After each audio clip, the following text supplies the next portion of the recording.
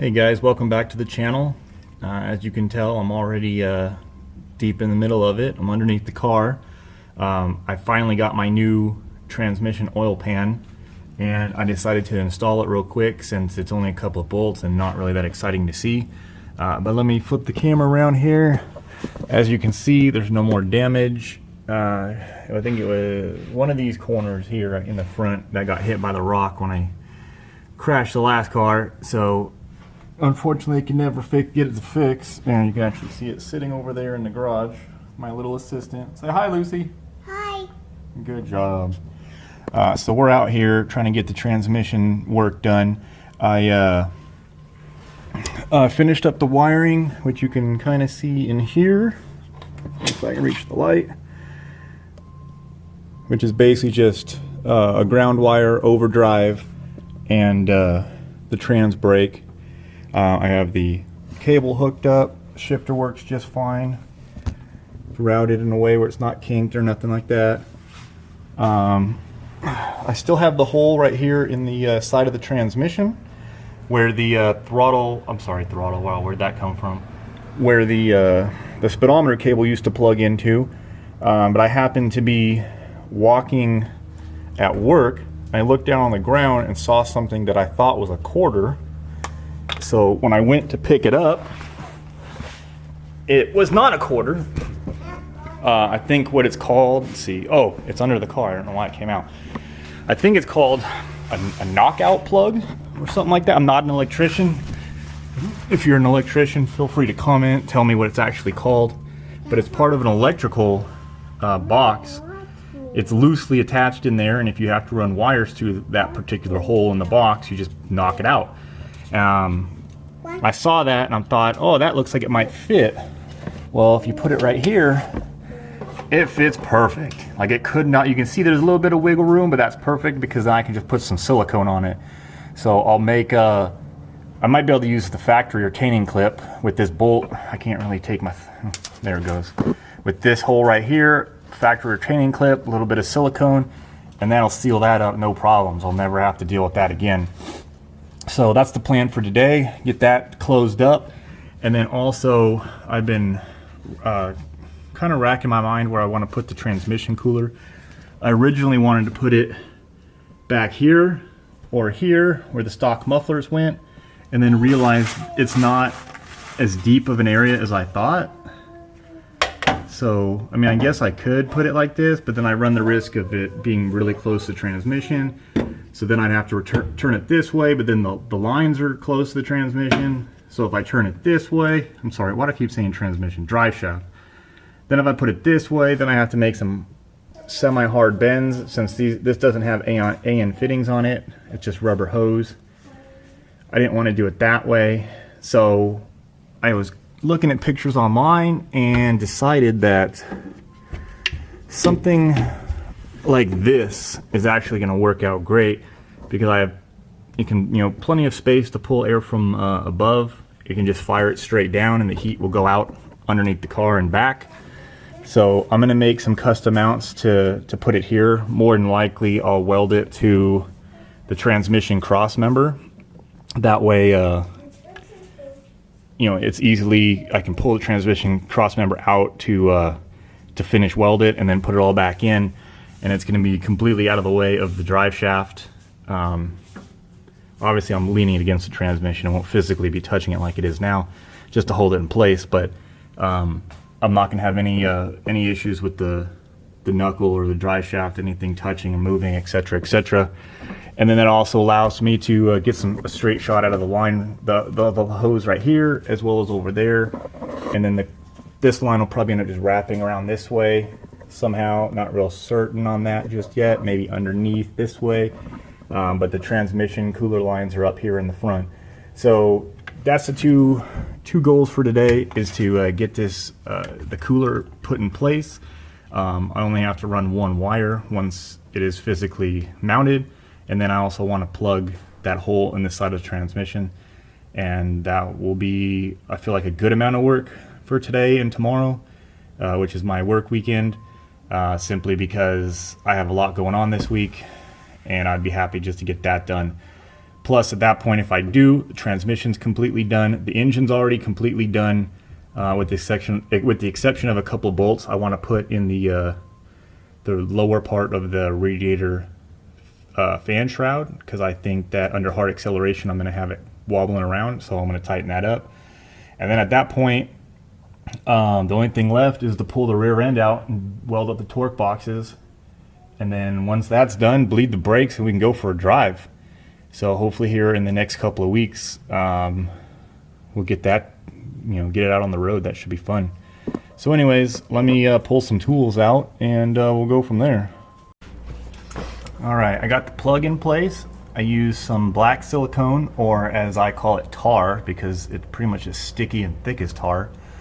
But I use the black silicone to hold it in place. I not only put a little bit on the transmission and spread it around, I also put it on the plug itself, smeared that around.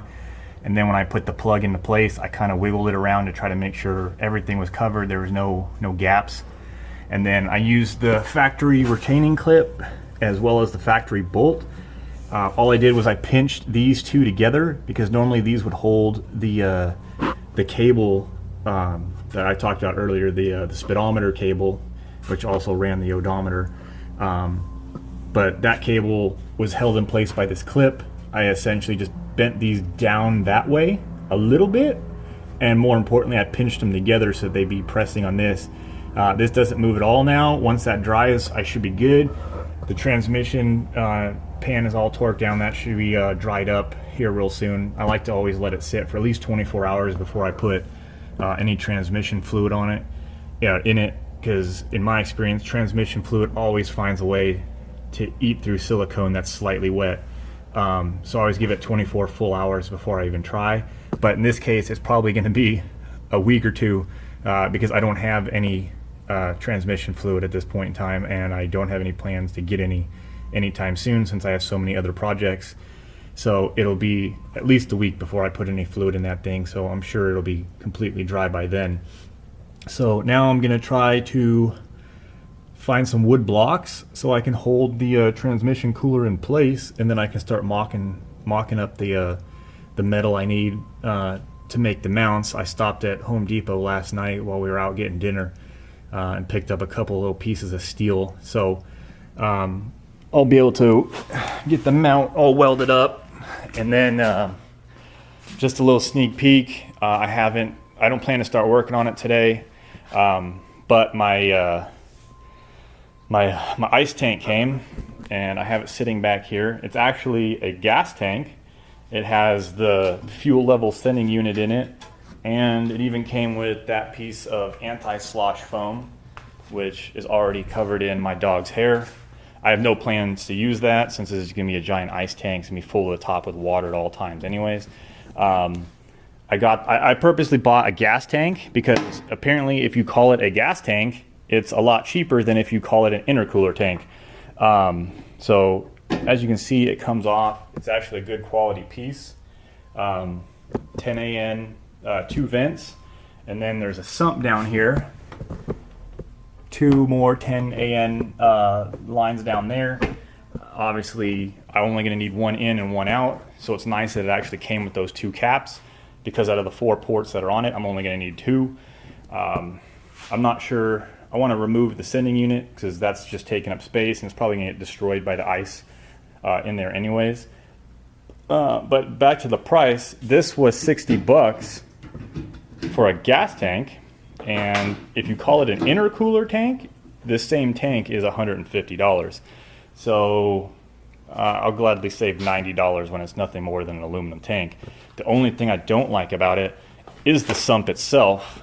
That's the one downside to it being a gas tank, is they figure you need a sump. And as a result, you can see the sump is sitting all the way down here. This is not touching, so I bought some aluminum.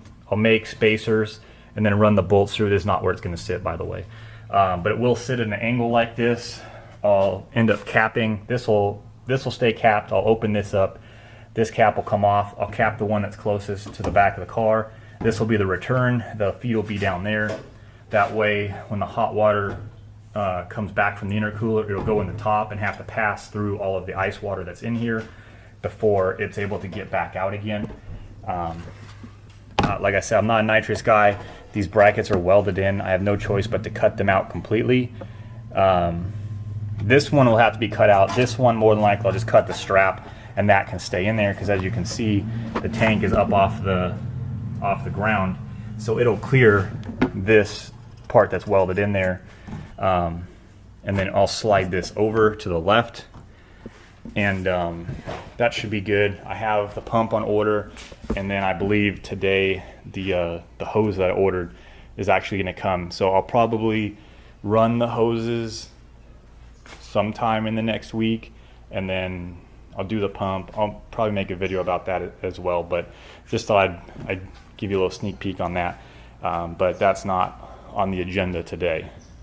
So anyways, let me find some blocks of wood or something to prop the training cooler up into place, so that I don't have to try to hold it while I'm mocking stuff into place, and then I can start cutting up some metal. Alright, so I managed to find the winning combination of random junk in my garage that puts the cooler right about where I want it. So I've got the cooler back out. I bent up this piece right here, so I just need to drill one hole right here, and then I'll cut it right there, so it'll give me a little bit of leftover scrap. And then I also bought, what the hell did I do with it? Yeah, oh, it's on the ground. I got a whole other piece. I think it's like 3 feet long. So plenty more where that stuff came from. So we'll, I got plenty of that. And then actually this piece right here, which was part of the old mount, I don't need that. That's gonna get pulled off right now. So once that's out of the way, I can drill one hole right here. It'll go through there. I can use a couple of these bolts. This side will get welded straight to the transmission cross member, and then I'll do something similar on this side. And then after that, I'll worry about the near side, the side that's close to the transmission, and then I'll get the lines hooked up, and then we'll be done. Okay, got that old metal bracket off. That was part of the old mount. That's out of the way. So to get started, I am going to reuse this hole. Might drill a hole in the edge of this. Haven't really decided. I mean, extra hole isn't going to hurt anything, but for now I'm just going to drill out this mount and then cut it to length.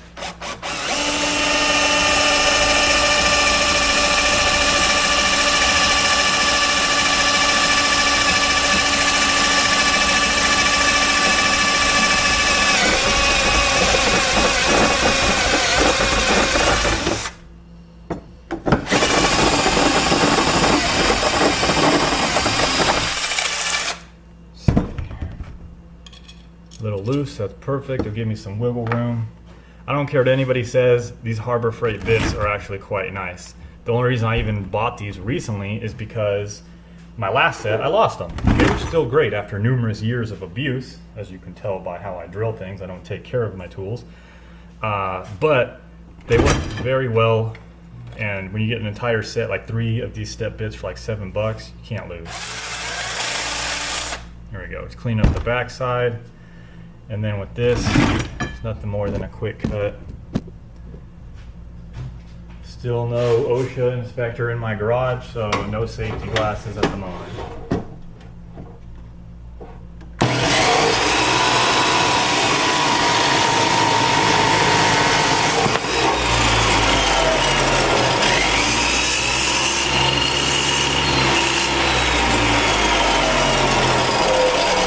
There we go.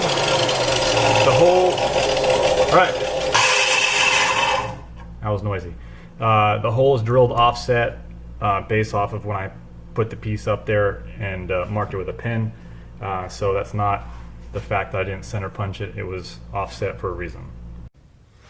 Okay, so I drilled the hole, I made the cut, I test fit it. I don't know, grammar's not the best. Anyways, so this works out perfect as it sits. I took this piece, the leftover that I'd cut off from here, twisted it just slightly.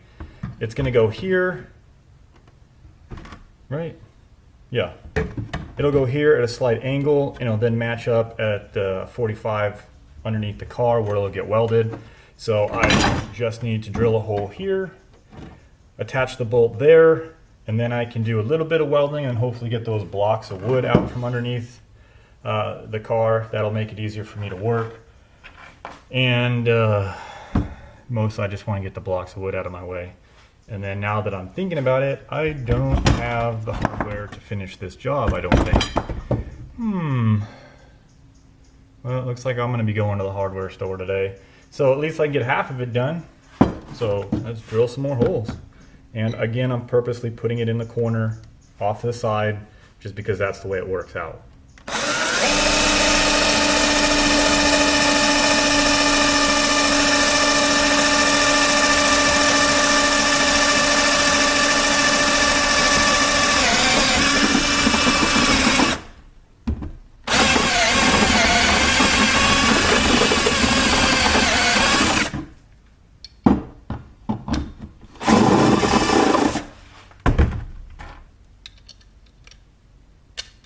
There we go, that'll work.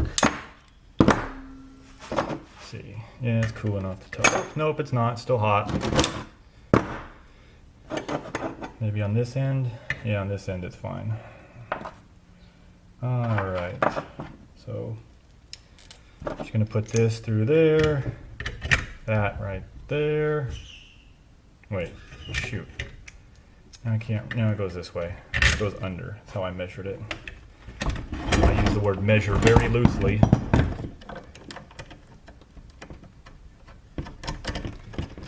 This one I'm going to have to leave pretty loose, whereas this one's tightened down. Not until I actually weld it into place am I going to be able to tighten this.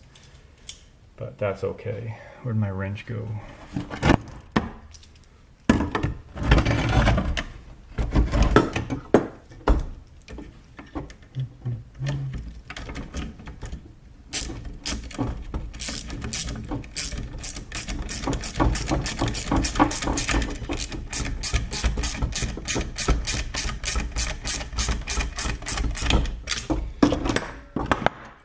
Still loose enough to move. Luckily this, the aluminum from this, I think that's aluminum, is it? Either way, it's soft. I can bend it and move it as I need to, which is actually why this one's bent down, because this one I need to drill a hole in here. Do that while I'm thinking about it, because this mounting, the hole that's already there, is already, it's going to be too close to this, so I need a better mounting hole a little further away.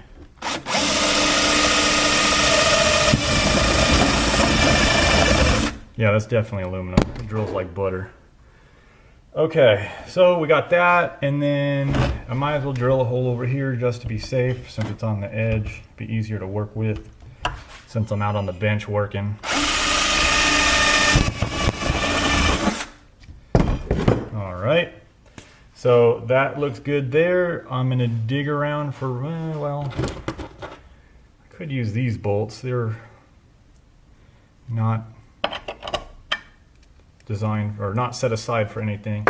Yeah, I don't want to go to the hardware store, so I'll use those.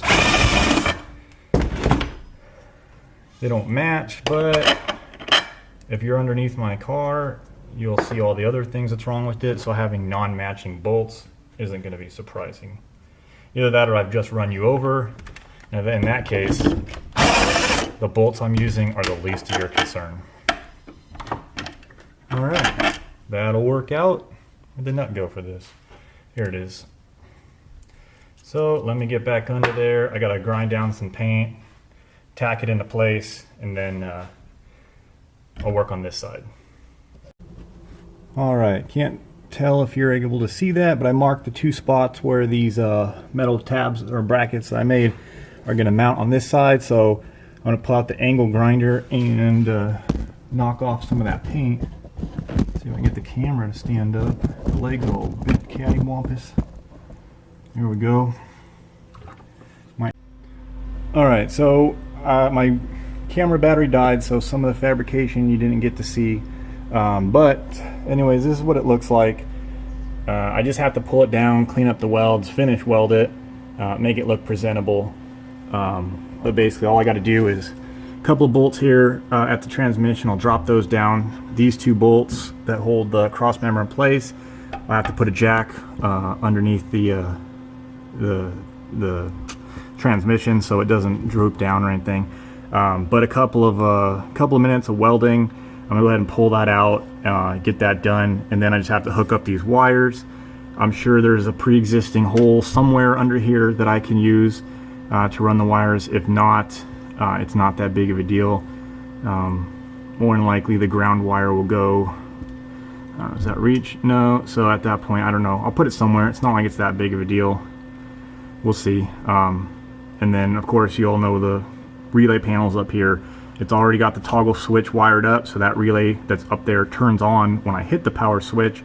The power just doesn't go anywhere, so I just need to run a wire from here to the relay so that the relay has a place to send the power, which will be this guy, and then the transmission will be able to stay cool. And then I just got to hook up the lines, which I will do when I pull this down, so it'll be a lot easier to do at that point in time. But as you can see, it's a straight shot. The only thing that's slightly in the way is this cable, but that moves. It's no big deal.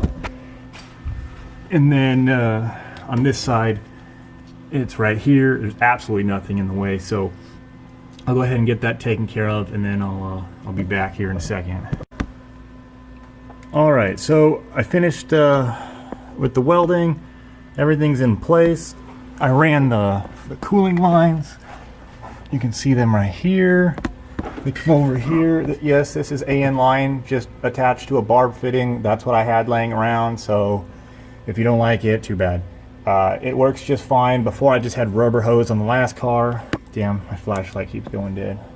But basically one line crosses over through here, runs right there, and my flashlight's done. The other one, hopefully you can see this, comes from this side. Both the lines are over here. The only thing I have left are these wires right here. As I mentioned in the other clip, it's just a matter of positive and negative. Relay's already done, the switch is already hooked up, all that's easy. So 2 connections. One of them is going to be a ground, probably attached to one of these bolts here. You know, I'll extend out these wires, and then I'll just attach the ground there, and then the positive will probably go up through this general area to the relay that's up inside the car.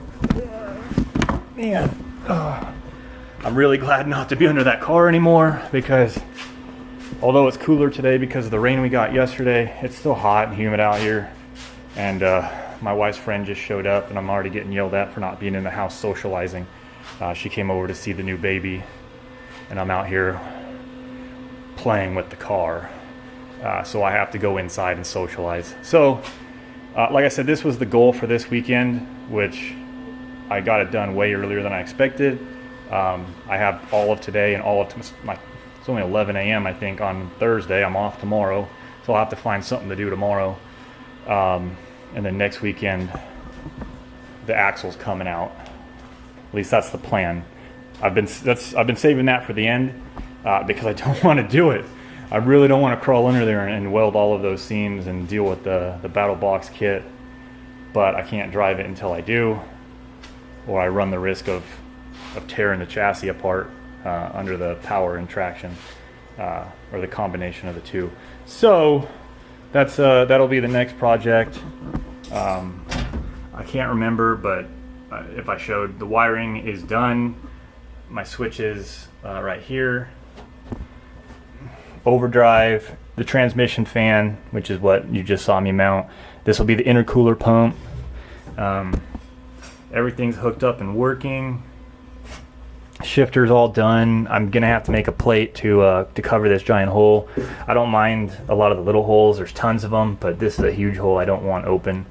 And then I'm gonna have to mount that. The intercooler, I tried to have, I was worried that I would hit something when I drilled through, so at least I had the foresight to have my wife drill the hole while I laid under the car to make sure when that drill bit started coming through, everything was in the clear. When she drilled the tab that's closer to the tiny little hole, it was already obvious that wasn't gonna work. So I'm gonna see if I can drill another hole in the mounting flange sticking out a little closer to the intercooler, and that should solve that problem. And then the other issue, I think, with that, the further tab, I'm almost certain that's directly above the fuel lines, so those are going to have to get slightly relocated. As long as I don't punch into those fuel lines while drilling the hole, it's not going to be an issue. So I can easily just slide them out of the way, drill the hole, put the bolt through, and then slide them back into place, as long as I plan for it ahead of time and don't surprise myself by punching into the fuel lines with a step drill bit.